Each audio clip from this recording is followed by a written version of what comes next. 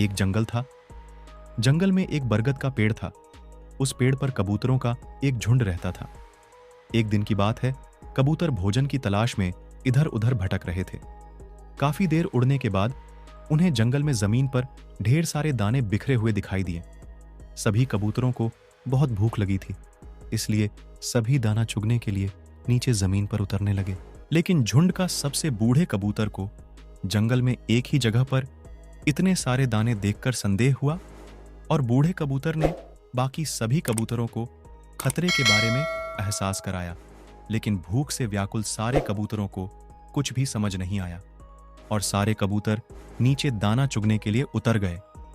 वहां तो बहेलिये ने जाल बिछाया था। सारे कबूतर बहेलिये द्वारा बिछाए गए जाल में फंस गए। जाल में फंसने के बाद सारे कबूतर बहुत उदास हो गए, क्योंकि वे जानते थे कि उनका अंत निकट था। पर बूढ़ा कबूतर ने उन्हें हिम्मत न हारने की सलाह दी। उसने कहा कि यदि वे एकजुट होकर जोर लगाएं तो वे जाल को लेकर उड़ सकते हैं।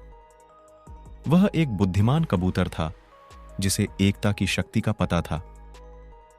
सभी कबूतरों ने एक साथ जोर लगाया और जाल को लेकर उड़ गए। बेचारा बहेलिया कबूतरों को जाते देख हाथ मलता रह गया। सारे कबूतर काफी देर उड़ने के बाद वे ऐसी जगह पर पहुंचे जहां पर बूढ़े कबूतर का एक पुराना दोस्त रहता था। वह एक चूहा था। कबूतर ने अपने दोस्त को आवाज लगाई और वह बिल से बाहर निकला। जब उसने सारी बात समझी तो उसने अपने साथी चूहों को बुलाया। सभी चूहों ने जाल को काटना शुरू किया और कबूतरों को आजाद करवाया।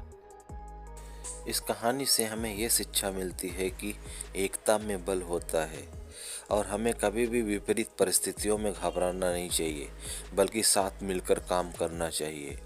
अगर ये कहानी आपको पसंद आई हो तो कृपया चैनल को सब्सक्राइब कर लीजिए, लाइक कर दीजिए और अपने दोस्तों के साथ शेयर करना बिल्कुल भी मत भूलिएगा।